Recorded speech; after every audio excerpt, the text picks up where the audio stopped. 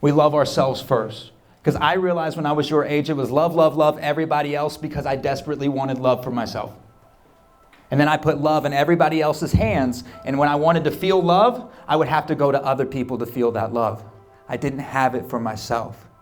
And what I see when I travel around the country is a bunch of kids that don't know themselves. They don't love themselves and they don't respect themselves. You know, the very definition of respect is to admire somebody for their qualities, for their characteristics, for who they are. So in other words, if you don't know somebody, you can't respect somebody. That's why when I go to school, sometimes there's a certain group of kids that will just never be quiet. They're not going to. And teachers apologizing the whole time. Look, you can't give something you don't have. These kids don't know themselves. They don't respect themselves. They don't have any respect to give. I know how respect works. You don't know me, you can't respect me. And the way that we relate to each other is through our feelings. So if I get up here and I just tell you my story and I don't tell you how I feel or how I'm dealing with life, then you wouldn't really connect or relate to me because we're all different. If you're waiting for somebody to be in the exact same situation as you before you tell the truth, then you're going to be waiting a really long time. But if you get good at talking about your feelings, then you can get connected to anybody.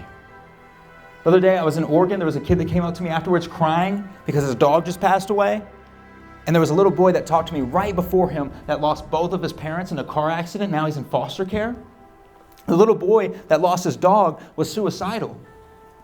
The little boy that lost his parents seemed to be doing fine. And he tapped the little boy that lost his dog on the shoulder, and my stomach dropped. I thought he's going to say something like, "Grow up, man, it's a dog," right? I was scared. But he did. This is what he did. Tapped him on the shoulder, and they cried together because both of those little boys had experienced loss before.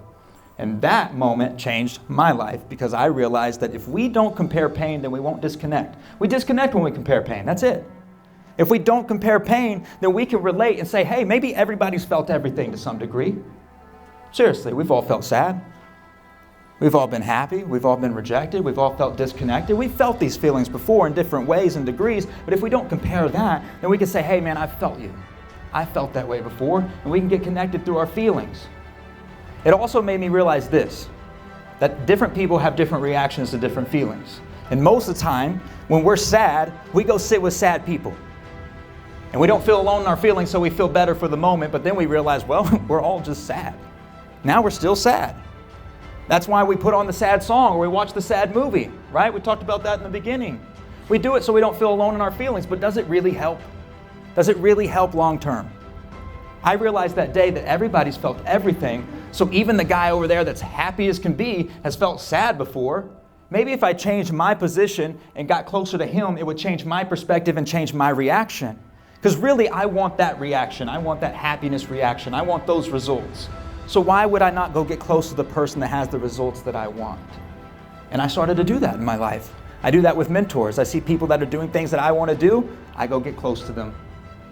Look, if you want to see what I'm seeing right now, you would have to come stand by me, right? You'd have to get up out of your seat, come change your position, stand by me. It would change your perspective, and that changes your reaction.